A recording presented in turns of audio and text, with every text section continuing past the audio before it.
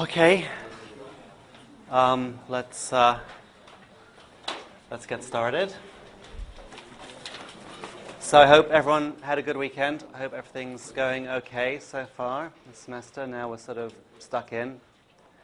Things are rolling along here. We posted the solutions to the current problem set last week. Diane put them up.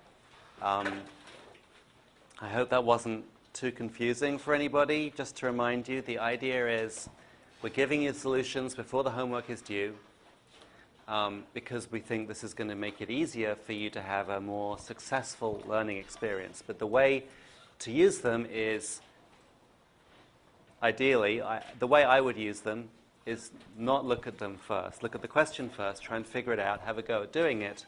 But then when you get an answer, you can then immediately check it. And then if you didn't get it right, you can immediately go back and figure out what happened. Right? And that seems like the best time to get that feedback on what happened rather than, a week later or something when you've sort of forgotten what you were doing anyway. So that's why we're handing them out. And then we're going to be grading the homework. So we're not going to be grading, unfortunately, we're not going to be grading all the questions, but we're going to be grading random selections of the questions. And what we'll be grading you on is how you explain how you got the answer, right? Because presumably you got the right answer.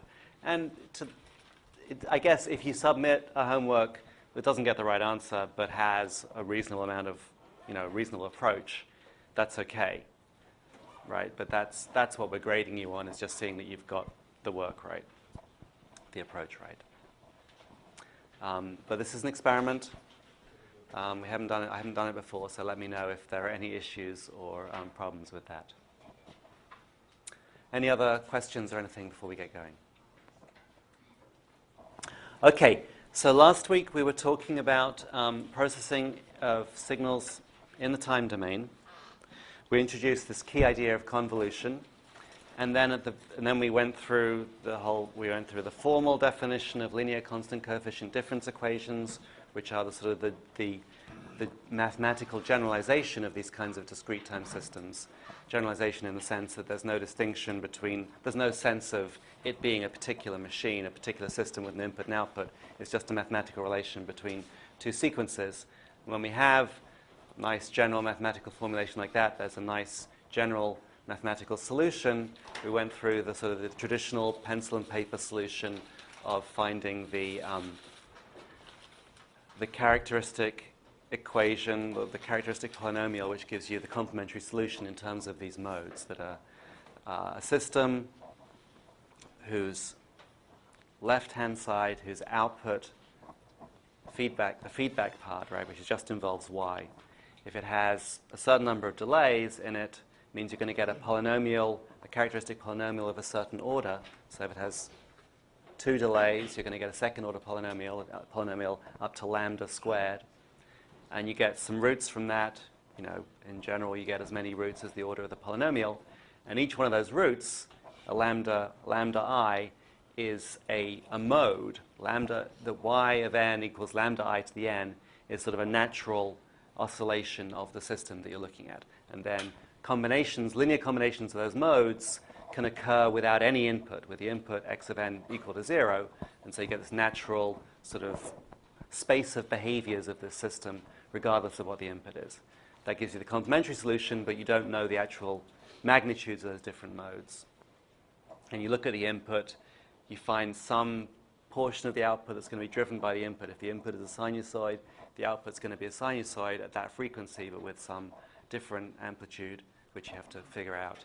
And then by sort of plugging that all in at the end to solve for the difference equation to match the initial conditions, you can find out the amplitudes of the modes. And so it's a sort of fairly kind of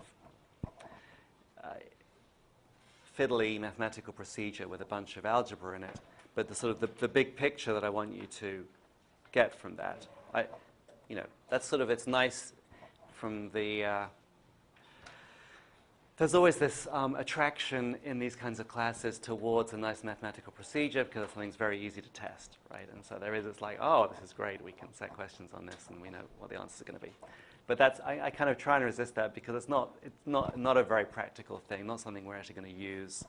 I don't think I've ever had to solve a difference equation as part of my research, right? But it is worth teaching because it's the big picture, which is like, okay, we have a structure which is defined by, you know, the difference equation or whatever, defined by the structure of delays and gains and summation nodes in the system. And then as a property of that structure are these natural modes, these solutions to the characteristic polynomial. And that's a very intuitive thing. That is, you know, the thing that makes the pendulum swing at the speed that the pendulum swings, or makes the bell ring with the note that the bell rings at. And that's how it that's why there's a nice connection between this mathematical thing where we see these solutions coming out. But, you know, so a great example of a linear system with modes is a stretched string. So if you ever played a guitar or something like that, you know, you can pluck it and you get a particular note, but you can also get these harmonics by damping it in the middle and getting the note that's an octave higher. And what that is, well, the fundamental and then the octave higher and the harmonics above that, they're all modes of this string. But then with different initial conditions, that is, you know, with different initial pluck shapes, you can get different amplitudes, they're different modes. So playing the harmonic on a guitar is, the system's still basically operating as modes, but you've set the amplitude of the lowest mode to 0, so you just hear the modes above that. And it's all, in fact, all the odd-numbered modes, I guess. So that's kind of this nice, that's the intuition I have when I'm thinking about there's this space of natural oscillations which are all composed of these modes, but they can have different amplitudes. And that's what we see coming out of the constant coefficient difference equation process. So that's a kind of a big concept. It would be a nice place to end the class, but then at the very end I tried to stuff in the stuff about correlation because there was a question on in the homework which I wanted you to be able to look at over the weekend. But let's just look at that again now with a little more breathing room. Any questions about difference equations before I start talking about correlation? Okay. So correlation is like the other sort of time domain operation that I want to be able to talk, that I want to introduce, and defined it here. It's a relationship between two sequences, and the way to think about it is it's a way of measuring the similarity between two sequences as a function of their relative alignment. And so here's the definition. It's defined as the correlation between sequence X and sequence Y as a function of the lag here, which is a time index, but it's not time n, it's time L. And so it's the sum over all time of X times Y delayed by L samples, and then summed up over all time. And so it's just the, you know, we were talking about when we're looking at convolution, we were saying, well, it's the inner product of a couple of sequences. This is just directly the inner product of two sequences over all possible shifts. So we've got an argument here. This is a sequence. It's the correlation between two sequences over all possible relative shifts. Of course, because we're summing over all n, it doesn't really matter where we start. What matters is the relative shift between these two. And then if we define it this way, we can talk about Ryx. If we interchange x and y, we get almost the same expression, except the minus L becomes a plus L. So Ryx of L is equal to Rxy of minus L. Because, and it is my observation that there's not a very stable definition of which one is x and which one is y. In fact, I think in the second edition of Mitra, they had it one way, and in the third edition, they changed it the other way. So you just, because there's this, sometimes when you think of getting correlation, you're getting the time reverse version of correlation. When I write code, this is maybe revealing more than I should, but when I write MATLAB code and I'm using a correlation, I run it. If it gives me the wrong answers, I try flipping the sign of the correlation index, and sometimes that fixes it. But it's like that. It's difficult to tie down because there's no obvious right answer. Let me just show you something in MATLAB here. So this is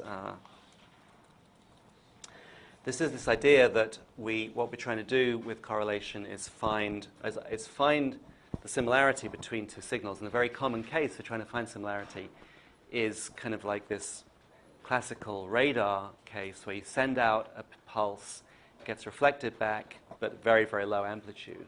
And you're trying to, but you want to know what the delay was before it reflected back, because that's the range of the thing that you're trying to detect with the emitted radio pulse. And so you want to find this pulse, but you're going to have to do it against a background of noise. So here there's a little bit of stuff in the diary here. Let me just copy this and I'll tell you what's going on. Okay, so we can define a short sequence which is going to be our pulse P, and it's just got some arbitrary shape, and then we're going to have a noise sequence here. I'm using the MATLAB Gaussian. Is it Gaussian? Yeah, normal noise variable. I'm just making a sequence of 20 independent IID values, white noise values. And so then I make X be the noise plus the signal. So points 1 to 4 of X, I just add the pulse in. So if we look at those now,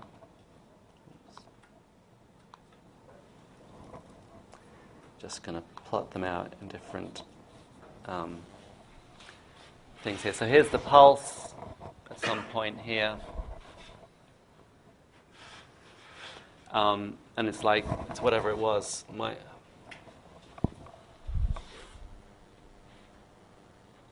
Minus 1, 3, 2, 1, right? Minus 1, 3, 2, 1. Here's the noise sequence, which is just a bunch of random independently distributed values. And then here's the noise with the pulse added, and it's added in here, right? This is actually lined up. So you can sort of see that compared to this sequence, this one has a little bit of pulse in there, but it's not. If you just looked at this, you wouldn't necessarily say, oh, well, there's obviously a pulse here been added. It looks the variance of the noise stays about the same. So the trick is, if we just get this, but we believe it's composed of some noise with a pulse added at some time, can we figure out where it was that it was added? And that's what we would use correlation for.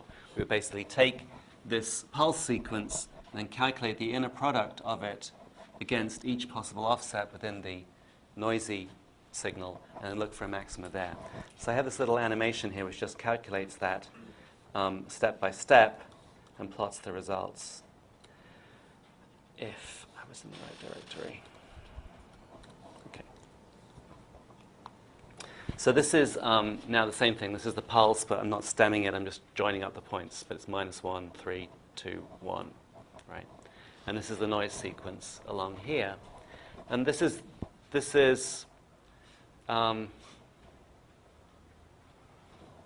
going to do is I'm going to take the sequence and delay it. So it's actually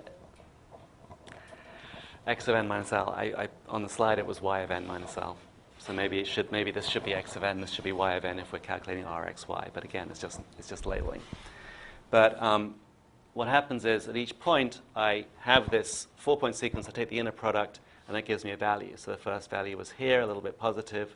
The second value now, there's only 2 points of overlap here. It's a little smaller. I can keep going, and I get these different values. There was a high alignment there. Of course, the random sequence is different every time I run this, so this may not work.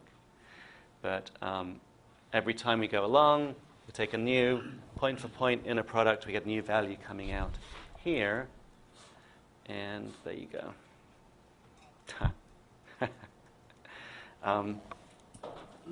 This is the correlation. This is the actual point where we added the pulse. So this was meant to be the maximum. Here we see it didn't work that well actually, because there was so what we could do is we could set a threshold here. And we could look for wherever if we said we think there's a pulse somewhere in this window, we could look for the largest value. And in fact, I think this is the largest value. Or if we didn't know if there was going to be anything there at all, we could set a threshold and say if we don't get anything above that threshold, we don't see a reflection. Here, I would say that we'd probably end up with several points above the threshold, which wouldn't be so great. But let me just try it again with a new random draw.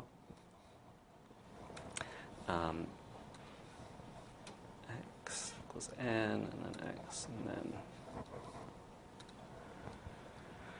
Oh, there you go, and that one's nice and clear. There you see. in this sequence, because of different random numbers, it is kind of nicely lined up here. And here we get this nice cross-correlation with this big maximum where the pulse occurred. And that's more like it was meant to behave. Although in that case, it's kind of obvious it's going to work because it's the biggest peak in the signal anyway. But that's the idea of correlation. It's sliding one signal against another, calculating the inner product, and then looking. And when we see a big maximum, it means we have a big positive correlation between the two signals there, which implies that one contains the other.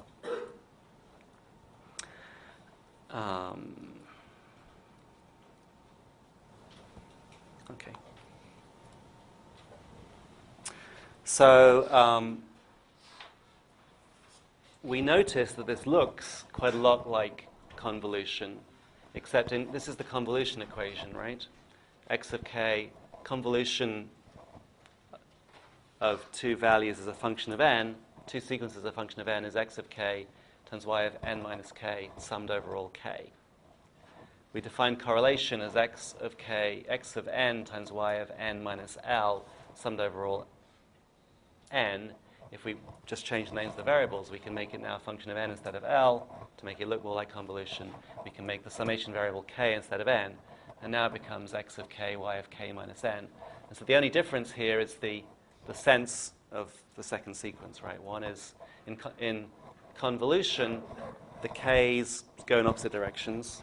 Like, we said that one way of thinking about convolution was as the inner product between a sequence and a time-reversed, time-shifted sequence. Correlation is the inner product between a sequence and a time-shifted sequence without the time reversal. What that means is we can calculate correlation by time reversing and then just performing convolution. And because convolution is something that systems do, this is an actual, very practical way of building a correlator, or as it's called, a matched filter, where you just have a system whose impulse response is the time-reversed version of the pulse you're trying to find, right? Because this is, if we have a system where this is the impulse response, then the output of that system will be this convolution here, which will be the correlation we want to calculate.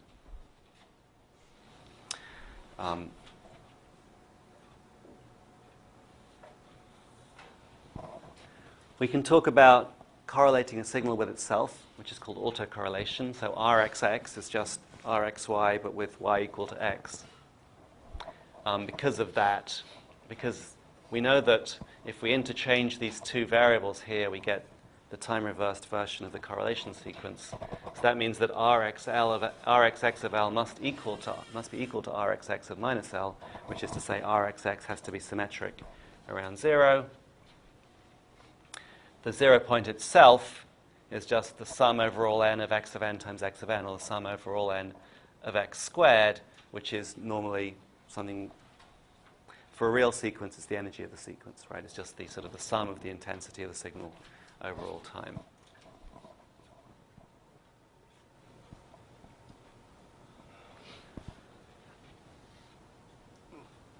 We could,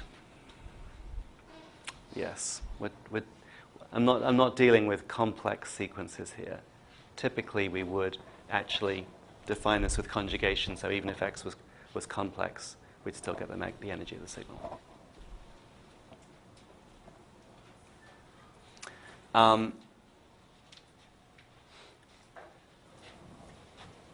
It turns out that for an autocorrelation, not only is the value at 0 the total energy of the sequence, it's also the largest possible value in that autocorrelation sequence. And you can understand this a bunch of different ways, but basically it's this sort of triangle inequality that if you want to get the maximum correlation between two high-dimensional vectors and you're constraining the total magnitude of the two vectors, then the best way you can do that is by having them both be the same.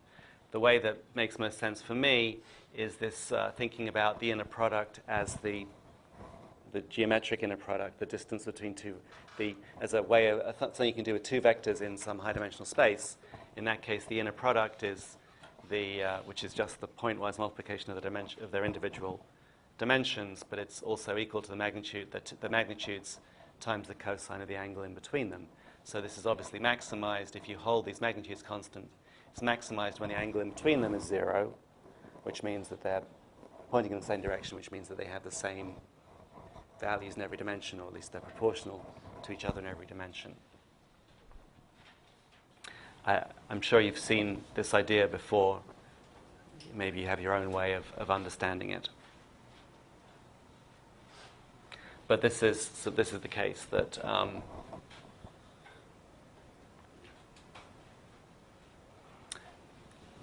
I guess the bottom line here is that if we have an autocorrelation, the 0th point is always the largest point. At least there are no points larger than the 0th point. Yeah? What's the application for autocorrelation?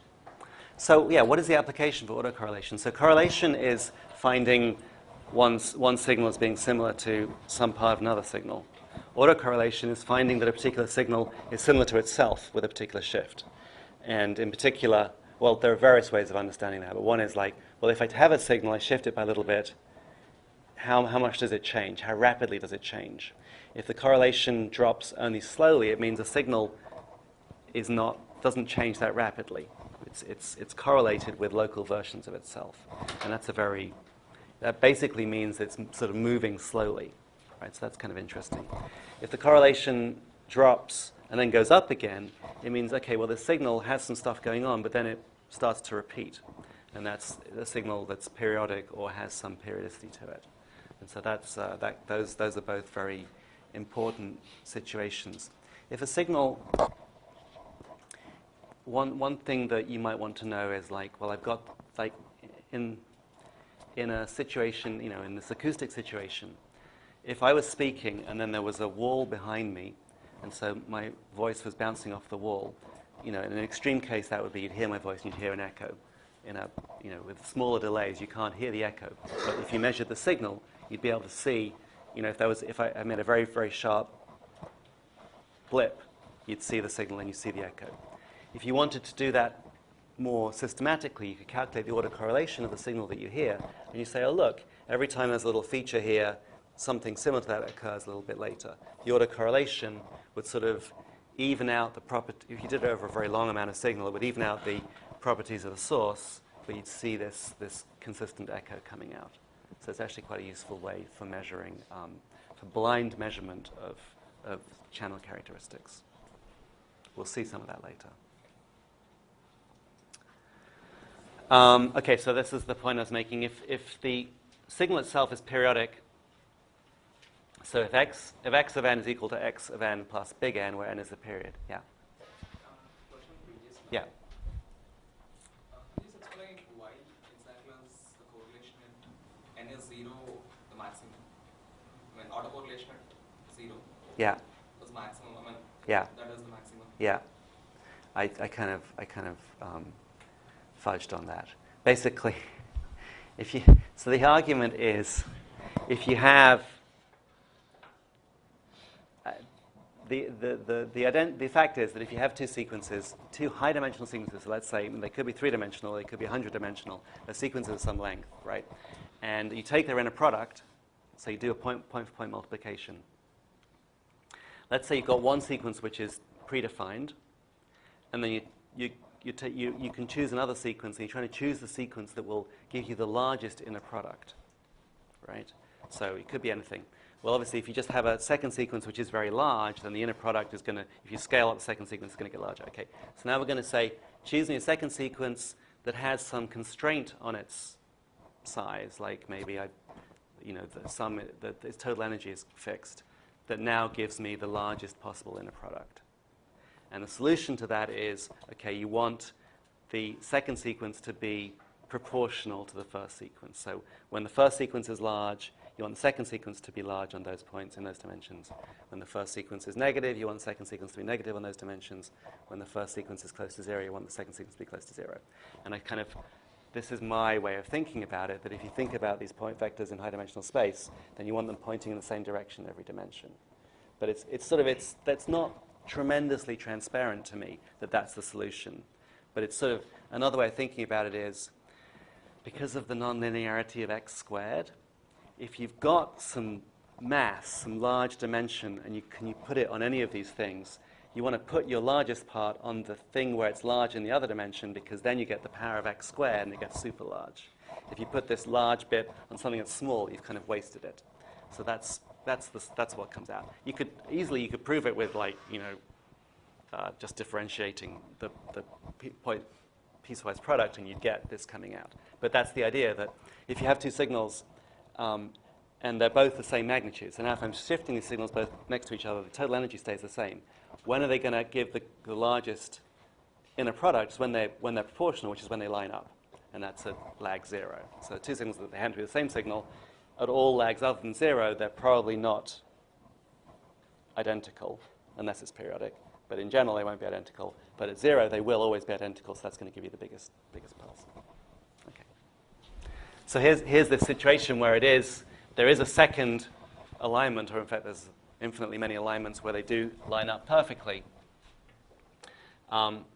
Actually, a periodic sequence, of course, goes on forever. It doesn't have finite energy, right? If we actually just try and sum up over all n, x twiddle squared, it's like, well, it keeps going, keeps getting bigger. So we have to kind of modify our definition a little bit here, which is, again, this is not at all rigorous. This is just purely, this is just pragmatic. And here I'm going to define for an infinite length sequence, for a periodic sequence, this is totally a special case. For a periodic sequence, I can redefine my correlation. This would normally be the correlation, just sum of all over all n of x times x twiddle. But now I'm going to take the sum over some finite number of points, say maybe a finite number of periods, and then calculate the per point average here. So this is a 2n plus 1 point summation, just taking the average there. I get a value out, and this value is useful because it is actually proportional to, the autocorrelation of any finite length subsequence of this periodic sequence. It's the, this thing converges. As m gets larger, this converges to a stable value. Okay, so we have something we can talk about, and it's going to show us where there are similarities in the signal.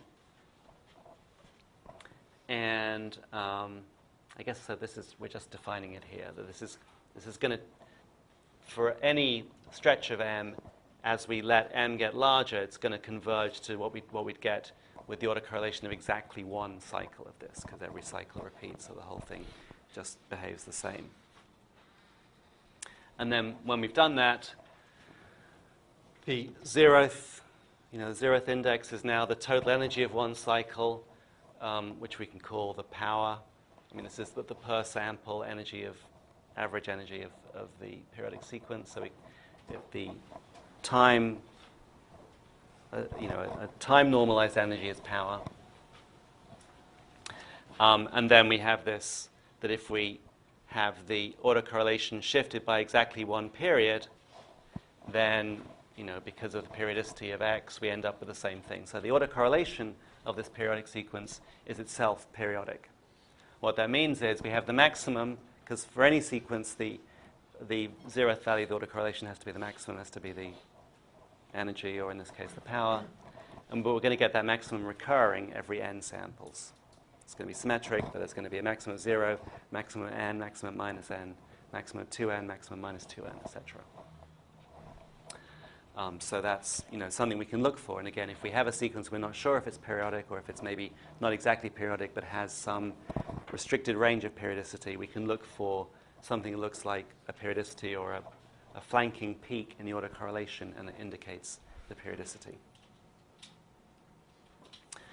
So this is just to sort of get you thinking about the intuition of these autocorrelations.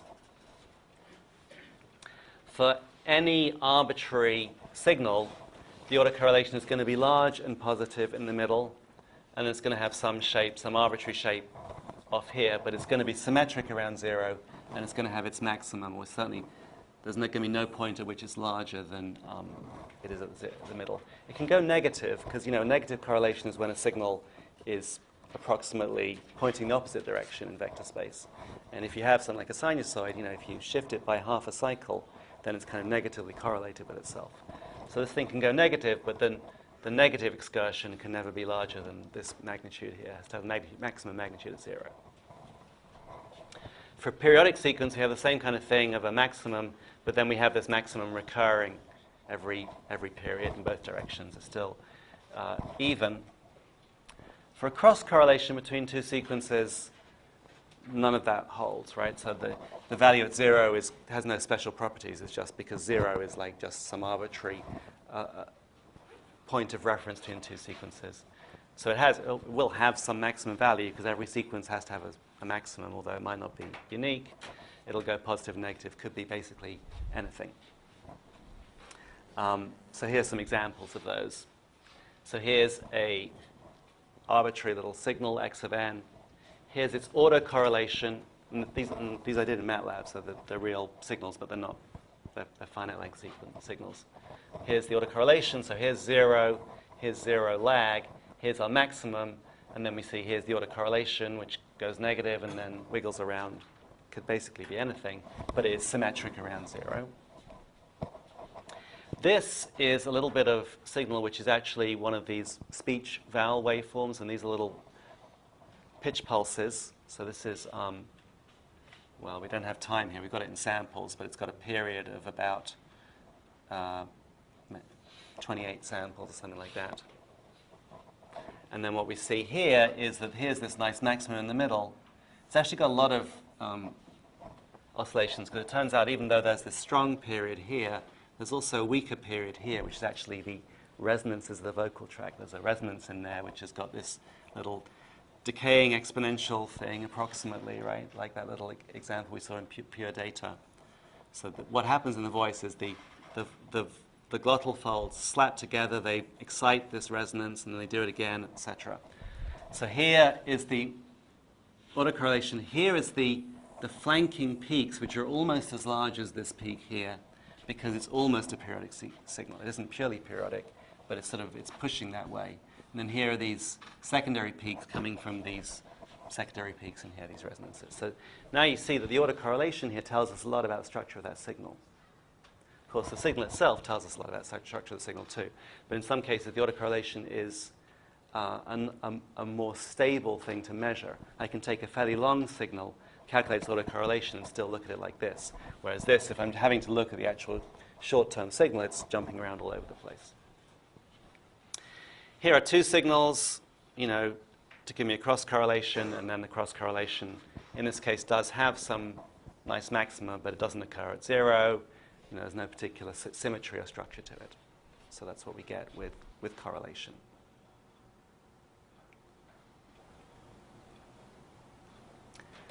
I just want to tell you one more thing. So again, I'm trying to tie this back to real practice. As you know, I'm making videos of these classes. And so I have my point-and-shoot camera at the back shooting the video. There's a microphone on there, so it gets what I'm saying, but it's pretty noisy. It's actually amazing. If you've ever done this, it's amazing how the kind of audio that's recorded by something like that, just a single microphone at the back of a room, it's really the noise, which doesn't sound so bad when you're sitting here, but when you listen to the recording, it's very, very noisy. So when I started doing this, it was like, well, I can't use the audio. It's barely audible, barely intelligible. So then I have a separate microphone, separate recorder here, which is recording what I'm saying. And then afterwards, I splice them together. So I take the video and I take my close mic recording and edit them together. But they're separate devices, and so they don't exactly line up. And so to begin with, I would just line them up by eye or by ear at the beginning. But then I found that by the end of the lecture, they drift. And the reason is that they're both trying to record at some nominal sampling rate, but they don't have any kind of magical way of synchronizing their sampling rates.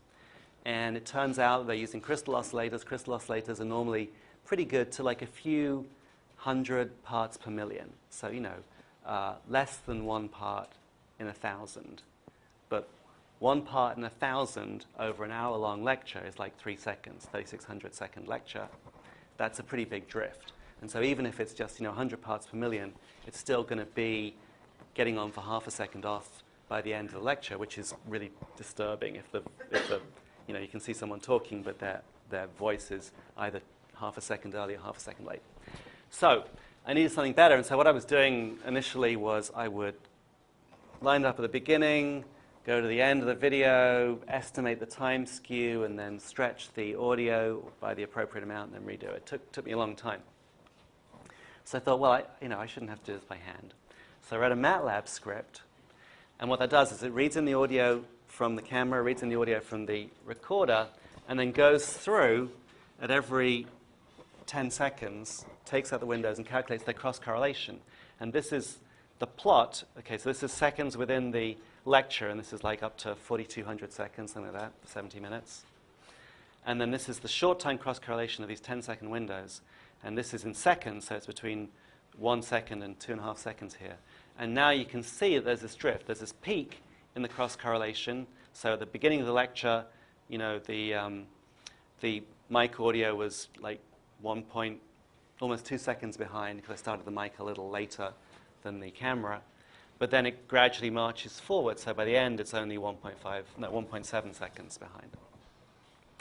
What's interesting is this isn't straight, actually. And I think what's actually happening more than the drift in the crystal oscillators is that every now and again the camera drops a frame, and it's sort of somehow it just loses a little bit of time and does it in a nonlinear way, and so you end up with a slightly nonlinear curve. But anyway, I can write code that can go through, find these maxima, try and fit a linear slope to it, and then automatically resample the audio for me. And by the way, it knows what the time skew is, so then it goes in and pastes it on the video at the right timing, and now it's all automated. This is actually the correlation between, this is the clean mic signal, this is the signal from the camera, which you can see is much noisier just because it's got this high level of background noise. And this is the correlation between them, the cross-correlation for these 10-second excerpts.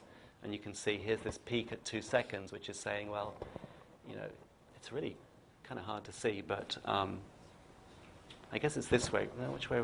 We're looking for like a 2-second shift. So somewhere there is, yeah, I think it's this, right? These pulses here, this bit of speech here shows up here.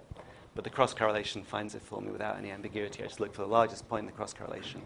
I get the appropriate timing out.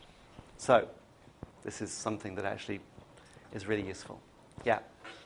Hang on. Yeah. Effectively, by doing this cross-correlation, are we kind of interpolating the two, between sample mismatch between the two receivers? So there's this. Okay, that's a very nice point. I just said that the problem with these two signals was that one was slightly stretched than the other, and it's like, well, wait, does that work? So if you have these two signals and one's stretched and one isn't, can you cross-correlate?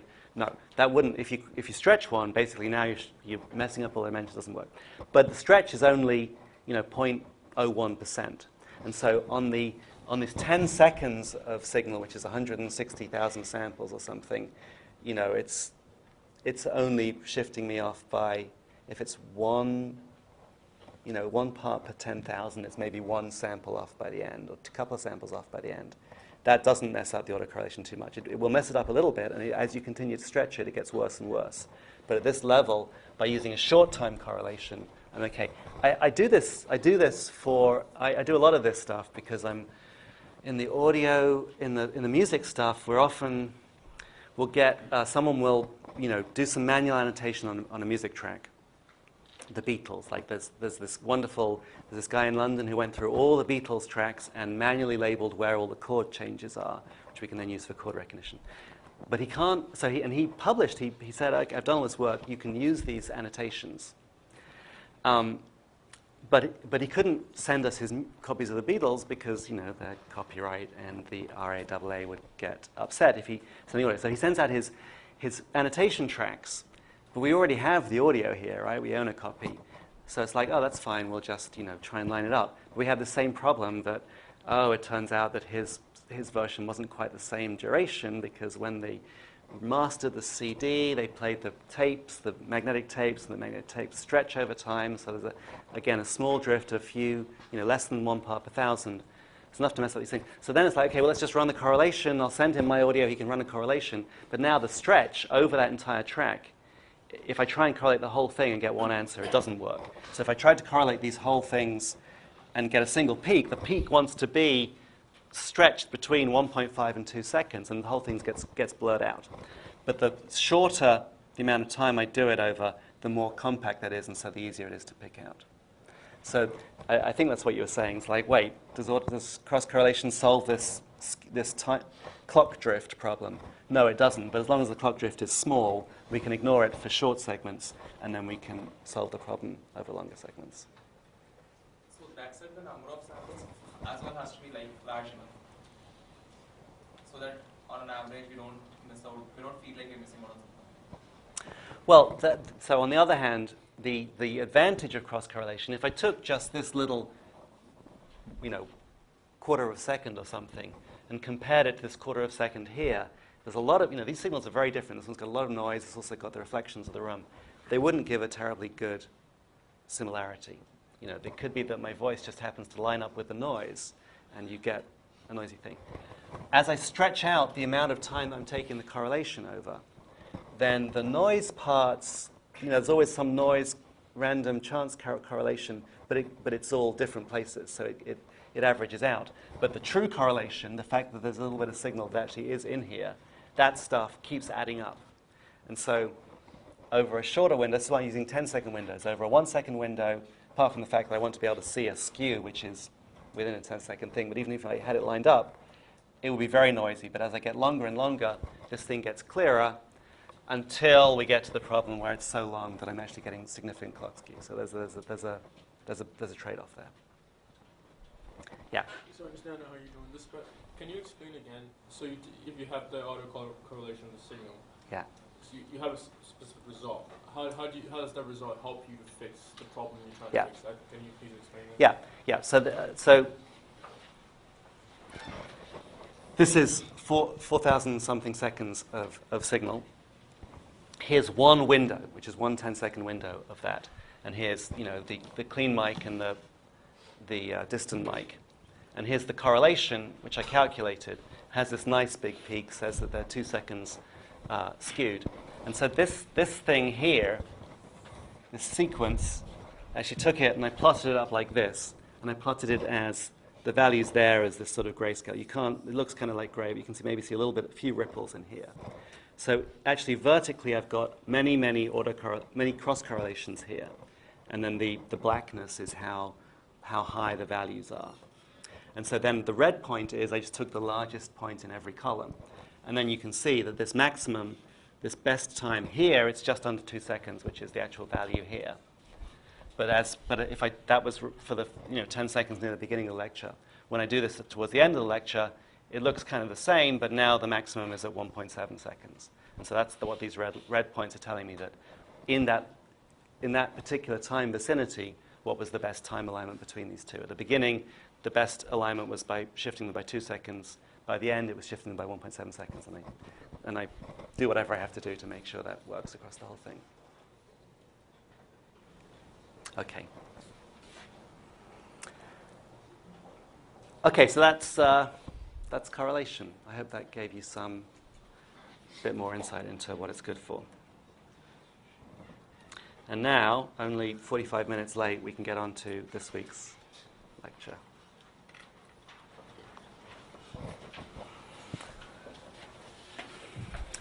All right, so at the beginning of the semester, I think I mentioned that really there's one big trick in signal processing. In signal processing, not just discrete-time signal processing, but the whole thing, it's all based around the idea of the Fourier transform.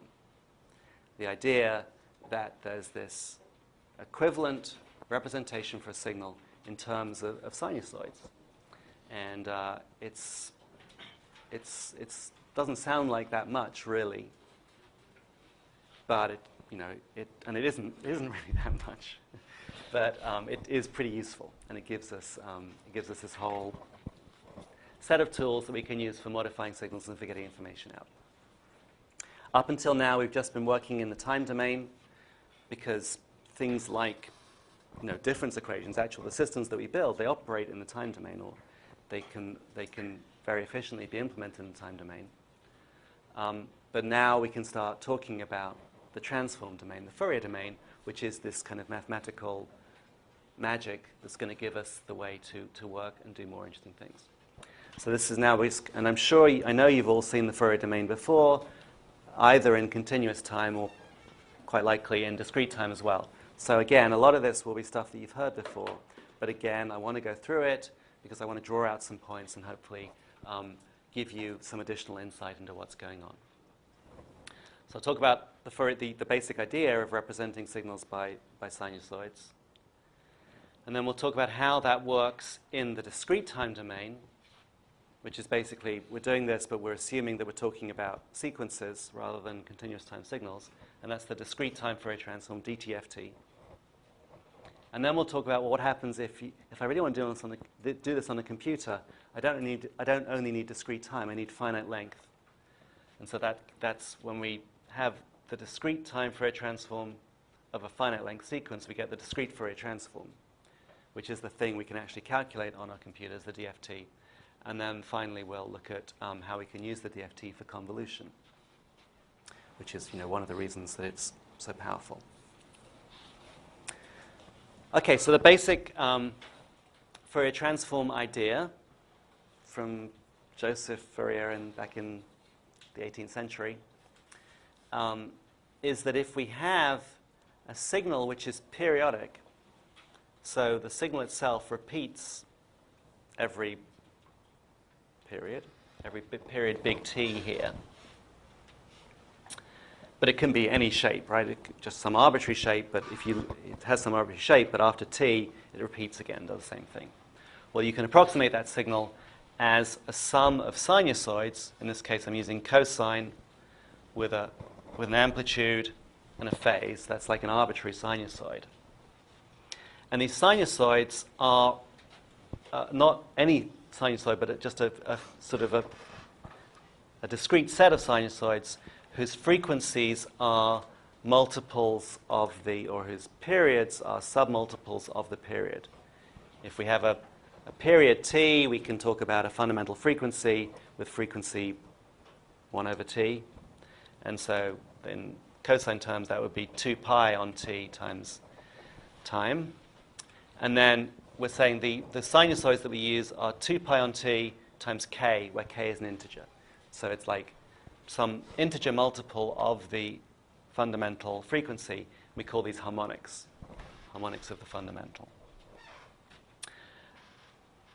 And so this was, I think, I'm not actually sure on the history. I know that a lot of this stuff was used initially for understanding the motion of planets, because there's this relative motion of our orbit and the orbit of other planets. So if you watch a planet against the stars, it'll do these little loops. And these were these complex motions, but they were entirely reproducible and they were periodic. And so it's like, well, how do we describe these loops? And so you can describe them nicely with Fourier decompositions. Of course, that was before they realized that it was because they were coming from composite circular motions. So here's our basic, pure real Fourier decomposition as the sum for some finite number of sinusoids, k equals 0 to m, ak, an amplitude for each one, 2 pi cosine 2 pi k on t, the kth harmonic with some particular phase, phi of k. And the most kind of unlikely case is like, well, you mean you can do this for any periodic sequence? What about a periodic sequence with discontinuities? How can you make something with a discontinuity out of sinusoids all being continuous, smooth? So, but it turns out that you can, at least from an engineer's point of view, you can. And so here's an example, a square wave, and it just turns out that we without proof, we can say, well, we can generate a square wave from this equation by basically using 1 on k as the amplitudes, the a of k's, for odd-numbered harmonics. And then it turns out we have to flip the sign every other one. So this is just a number which is positive for flipped sign for every other odd number. And the even harmonics are all 0. So if we write that out, expand that out, we get x of t is cosine of 2 pi on big T, t, which is the fundamental, minus 1/3 cosine 2 pi on big T, 3t, So this is the third harmonic, and we've got 1/3 a negative sign, plus 1/5 cosine 2 pi on big T. 5t is the fifth harmonic. The scaling is 1/5, and this time it's positive. Here is the plot of a bunch of these terms. This is the green one is the fundamental. The red one is the third harmonic. So you can see here, the fundamental does 1 half cycle in this interval. The third harmonic does 3 half cycles. That's 3 times the frequency. The cyan is the fifth harmonic, 5 cycles. And this magenta is seventh harmonic, 7 cycles. And so we take the fundamental, we subtract the third harmonic, we add the fifth harmonic, subtract the seventh harmonic. If we do that with the appropriate scalings, here they're scaled by 1/n, we get this. Actually, no, I've already done that, right? Where is 0? Okay, here's 0. So 0, the fundamental is positive, the third harmonic is negative, the fifth harmonic is positive, seventh harmonic is negative. So I've incorporated these scaling factors here. When we sum up all these things, we get this blue line, which is beginning to look like a square wave. It's not a square wave yet, but as we add them, it gets closer and closer. Let me just quickly show you that animation in MATLAB, because I have it. What's it called? So every time I press a key, it shows me the next harmonic, and then it sort of adds them in here. You can see the cyan is what it was last time around, and this is after adding 1/3 of the third harmonic. Here's the fifth harmonic, we add in that, seventh harmonic, ninth. And you can see that every time, the difference between the cyan and the blue here is just this sinusoid here, but what it does is it's sort of flattening out the part in the middle, sharpening up the edge here. And eventually we can get an arbitrarily good approximation to a square wave by adding more and more harmonics. This is up to the 35th harmonic, 37th, 39th. What we see here is, these are looking quite flat now. These are looking quite sharp. How are we getting this discontinuity? Well, it is sort of doing something nice and smooth and continuous. It's sort of suddenly these oscillations build up. The oscillations are kind of like the frequency of the final harmonic we're adding, and then it suddenly shoots all across, because suddenly all the cosine terms start moving positive at the same time, so their slopes all reinforce, and we get this large slope. And you sort of have to accept, under some measure of convergence, that this is converging towards a square wave. You'll notice, just in passing, there's this stuff that looks like ringing. If you've ever dealt with, badly behaved,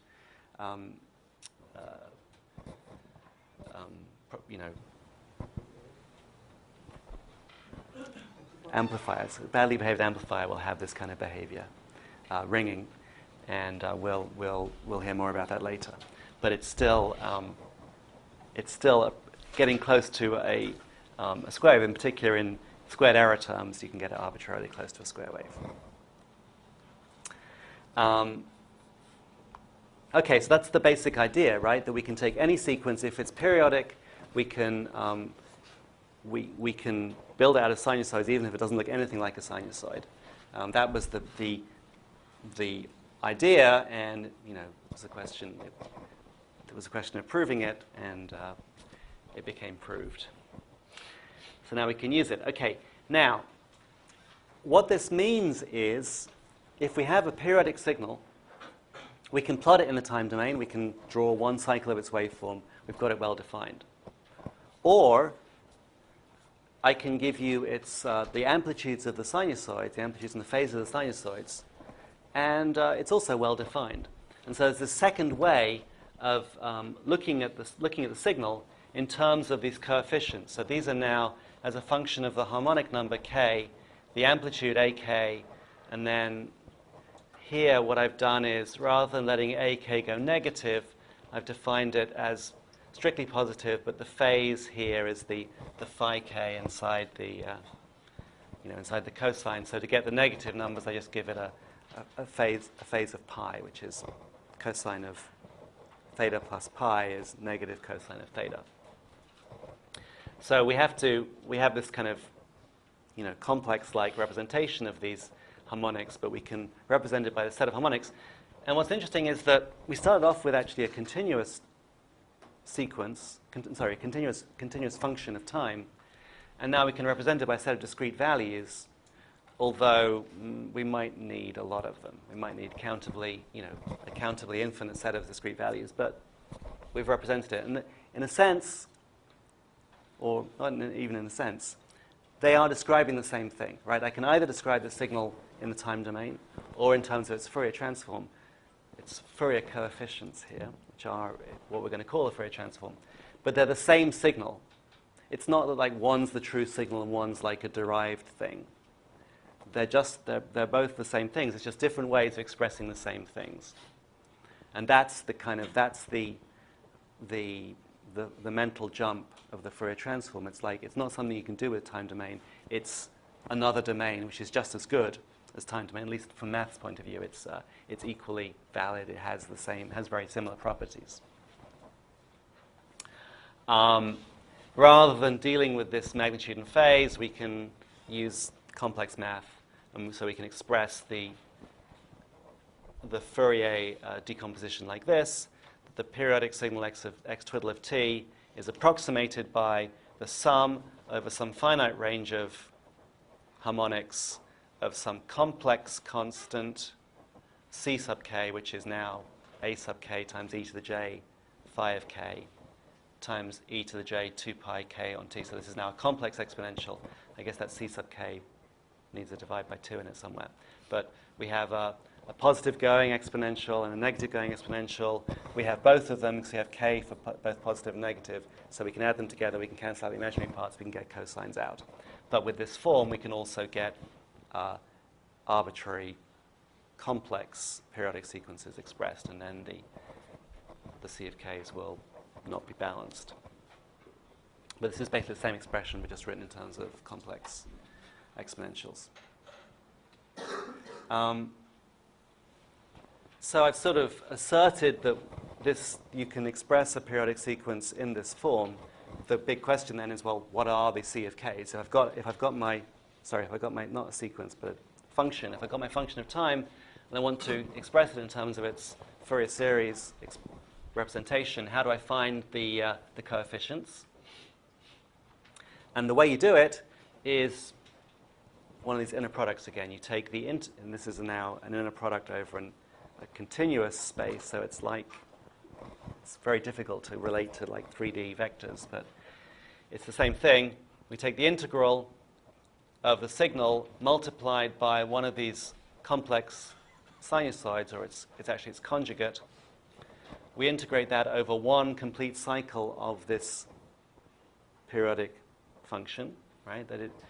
From minus t on 2 to big T to t on 2 is one complete cycle. So that's everything we need to know about the signal. We divide it by t to get the average. But this inner product of x of t times e to the minus j 2 pi k on big T of t for some value k for some particular harmonic gives us the coefficient of that harmonic. And so this is pretty neat. It's saying that if we want to know how much e to the j 2 pi kt on t we need to add in to make our approximation, we just take that same e to the j 2 pi kt, conjugate it, multiply it against the signal, integrate it up, and we get the coefficient coming out. So it's not self-evident, but that's what works. We should just go through and try and make sense of that. Remember, this is one way. So here's one way of doing it, but kind of the way that if we're not super comfortable with complex numbers, we can just turn it back into a normal expression. So we have Euler's equation here that e to the j theta is cosine theta plus j sine theta, which is just saying if it's on the complex plane, the e to the j theta has a real projection, which is cosine theta, imaginary projection, which is sine theta, but it's on the imaginary axis, so it's j sine theta. So we can take this thing, we can rewrite this as cosine minus 2 pi k on big T plus j sine of minus 2 pi k on big T. And then we can write those up as two separate integrals, right? So this integral, we break, here's the cosine part, and here's the sine part, which is now the j comes out here, and then the sine of minus 2 pi k on t is the minus of the sine, because sine is odd. The cosine of minus 2 pi is just the same as cosine of 2 pi kt t on big T, so the minus disappears here. We get this, 1 on big T, the integral of x of t times cosine 2 pi k on big T times t, minus j integral of x of t, sine of 2 pi k on big T times t. Where these are now the cosine and the sine versions of the complex exponential, the kth harmonic, right? It's k. This cosine completes k cycles for every big T, one cycle of the periodic signal. Same for the sine, and k is an integer. So what can we do with this? Well, let's imagine right now we're trying to find the Fourier series representation for a sinusoid. So if x of t is cosine 2 pi on big T times L, where we assume L is also an integer, this is just a sinusoid that completes L cycles in big T. So it's periodic in big T. It's actually periodic in big T on L, but it's also periodic in big T. If it was this, then we know that, well, that's going to work if we have ck non-zero for k equal to L, right? We're going to need the two complex sinusoids that have this frequency. And we want ck to be 0 for everything else, because we're going to be able to build it out of just those two sinusoids. So we know that we expect ck to be 0, except where k equals L. We're going to need minus L as well, because we're going to need to cancel out the imaginary parts to get the cosine. So what happens? On the previous slide, right, we said that the actual ck was the integral of x times the cosine minus j times x times the sine. So here they are. Here's x times the cosine minus j, x times the sine. If we look at these, well, this one is cosine of 2 pi lt times sine 2 pi of kt for L, and L is whatever frequency we're looking at. K is the index of the coefficient we're trying to get. Sine is always odd, right? So it goes through 0 and it's positive. Where it's positive on t greater than 0, it's negative for t less than 0. Cosine is always even. Where it's positive for t greater than 0, it's also positive for t less than 0. So these are like, we can pair these up either side of t. Remember, the integral is from minus t on 2 to t on 2. We can pair these up. They're always going to be odd, right? So the product of an even and odd is itself odd. The integral of an odd function over a symmetric range around 0 is 0. So this part disappears. We're only left with this part to worry about. So ck is just the integral of cosine 2 pi lt on big T times cosine 2 pi kt on big T. So we can work that through, and it works because here, this is just that part. This thing, well, if we fudge if we rewrite the constant, so it's an integral over minus pi to pi, like one cycle, then this is equal to 1 when k equals plus or minus L, 0 otherwise, and this is basically the orthogonality of sinusoids, right? So if I have two sinusoids that complete an equal number of cycles, an integer number of cycles in some interval, but they're different integers, then if I multiply them together and integrate out, I get 0 unless they're the same signal. And here's just an example of 1 and 2, and you can sort of see, well, okay, they're symmetric around here, so it's just this part, but then we've got this sort of odd-even thing going on where this one is positive, then negative, and this one is the same. This one sort of reflects. So for every pair of points here, I can find the same pair of points here, which are the same values with the opposite sign, so they'll cancel out. So that's sort of what you think about, but we can just do it algebraically because there's a trig identity. Cosine A times cosine B is equal to half of cosine A plus B plus cosine A minus B. And then we can do the integral here. The cosines become sine. So cosine of AT, the integral of that is 1 over A sine of AT. So we get these things coming out. And then we can substitute in the limits, and what we get is a half of sine k plus L times pi divided by k plus pi times k plus L. And so it's sine of x on x for these two values of x, pi k plus L, pi k minus L. Sine of x on x, we have a special name for that, sinc. And so it's this thing here, and then, as we'll see, that actually gives us this property that this sinc is actually 0 for any multiple of pi, any integer multiple of pi, except 0. So the only times that these terms are non-zero for integer k and L are when this term is 0 because k is equal to minus L, or this term is 0 because k is equal to L. So let's just look at, the sinc function is going to come up a few times. So let's just look at that here. So sinc of x is sine of x divided by x. The blue line here is sine of x. The green line here is x, y equals x, right? So if I divide the blue line by the green line, well, clearly out here, we're taking this nice sinusoid and we're just dividing it by something that gets larger and larger as time goes on. So we get this sinusoid, but it's decaying away. It's not decaying away exponentially, it's decaying away linearly, or reciprocally, 1 over x, right? But it's a decaying sinusoid. Same on the negative side, although we're dividing it by a negative number here now, so it's actually, there's a sign flip that goes on. What happens around 0 is, where things get a little strange. But we know, we notice that they kind of appear to line up here, right? That the green line and the blue line sort of seem to fall on the same line. And then we know if we've done any kind of power series expansion that for very small x, sine x is approximately equal to x. And so we understand that from either direction, as we get close to 0, this thing converges to 1. And right in the middle, we've got sine of 0 divided by 0, which sort of sounds like a problem. But our math friends tell us it's OK for us to assume it's 0, it's 1 in this point. So we just fill in the gap and have a nice continuous thing. So now we have this sinc function, which has this property that for every multiple of pi, it goes through 0, because these are the 0 crossings of the original sign, except at 0, where it goes through 1. And so that's what we wanted. That, what's that? On this slide, that we wanted this product, which is this integral, to be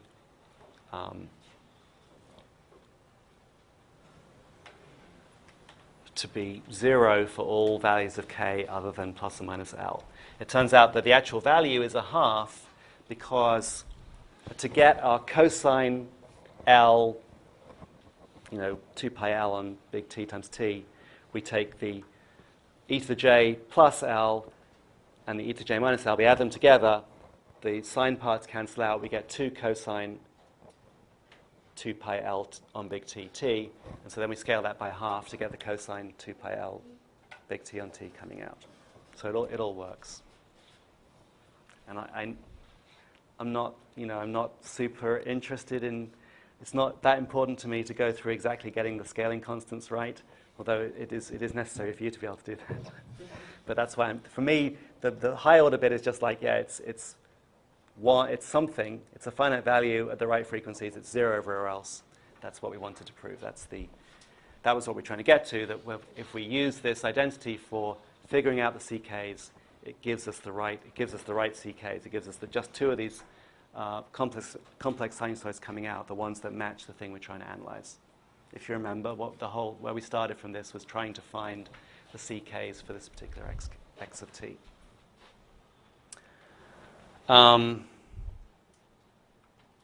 Okay, so this is what we just checked. We didn't exactly prove it, but we showed that given this definition that our Fourier series is x of t as sum of ck e to the j 2 pi k t on big T times t for some set of ranges of values of k. We can find the actual values here by this integral here. Now, we only showed this for x equal to 1 particular sinusoid. We showed, yeah, well, if x is actually a cosine, then it works. But what happens is what we saw was that, well, if we have a particular sinusoid in X, we do this integral, this kind of inner product against all these different frequencies, and then for all the ones that are different frequencies, you get 0 coming out.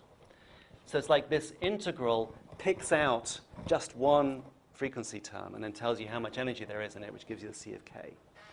And so the Fourier series is saying, well, I can take this signal, I can imagine it as the summation of all these different frequencies, right, with some scaling coefficients. And then what we've seen is, yes, and this analysis equation, it basically ignores all the other components except for the one that we're looking at and just finds out what the amplitude is for that. And so that's the basic idea of the sinusoidal, the Fourier representation, that we can, by using this Fourier analysis, we can see the energy of each individual sinusoid. And it relies on this idea of the inner products between sinusoids of different frequencies sort of disappearing, except when the frequencies line up, when they reinforce, and we get the particular amplitude out. So that was for a periodic function, x of t, x twiddle of t, and we ended up with a set of discrete Fourier series coefficients for all the harmonics of t. But if big T gets very large, then the amount of time you have to wait before you see the next repeat of the cycle becomes very long. It might become so long that you never actually see it. And then the fundamental frequency, for a very, very long period, the fundamental frequency is very, very small. And so all the harmonics of that fundamental frequency are very close together. And as T goes to infinity, they become every possible frequency. It becomes continuous. So that takes us, I mean, that's typical math sort of, abstraction. But that takes us from the Fourier series to the Fourier transform, where now, instead of having a set of discrete values for every harmonic of some fundamental period, we have a function of some frequency, which is now a continuous frequency variable. So we have, in principle, every frequency. I guess not in principle. We have every frequency present. And now we can apply it to any signal. We no longer have to stipulate that the signal we're looking at is periodic. So this is the general Fourier transform, that x of j times omega, where omega is a frequency in radians per second, and the j is, in some sense just convention, but I'll draws this link to the Laplace transform if you remember. But x is a function of omega. The Fourier transform as a function of frequency is the integral over all time of the time domain function x of t times e to the minus j omega t, the conjugate, so the negative going complex sinusoid of frequency omega radians per second. That gives us the coefficients of frequency, and then the synthesis equation to get back from the frequency domain representation to the time is almost the same thing. So it's just integral over all values of omega of x for that omega times e to the j omega t. So now we have the actual direct sinusoid. So this is kind of what we expect the Fourier transform to say, that we can build this time function by summing up all these sinusoids with different amplitudes, in this case complex amplitudes, so different phases and magnitudes. There's a 1/2 pi scaling in here, which is not worth worrying about. But to get this, if we believe that we can generate this representation in terms of sinusoid, which we can, then this is how we find out what the amplitudes of the sinusoids are. So that is, the Fourier transform, and this is like a Fourier transform pair, and that's how we dealt with it in continuous time. What we're going to talk about next time is what happens if now x of t is not a continuous function but is a sequence. But the thing to really notice about this is the symmetry of it, right? These equations look almost the same. You can take this 1/2 pi and divide it. You can have 1 on square root of 2 pi for each one, because it doesn't really matter about scaling. You can go from one to the other, and the point about this is this point that there's no privilege for either of these. I can show you the time domain function. I can show you the frequency domain function. They're both equally useful. They're the same size. They're both continuous functions of a single variable. In general, continuous complex functions of a single variable. They both kind of do the same thing. And so through this basis of sinusoids, we have two equivalent and very, very similar representations for a signal, but the signal looks different in each case, and so there may be many cases where it's more useful to think about it in terms of its Fourier representation than its time representation. Any questions about that? All right, we'll continue developing this in continuous time, in discrete time on Wednesday.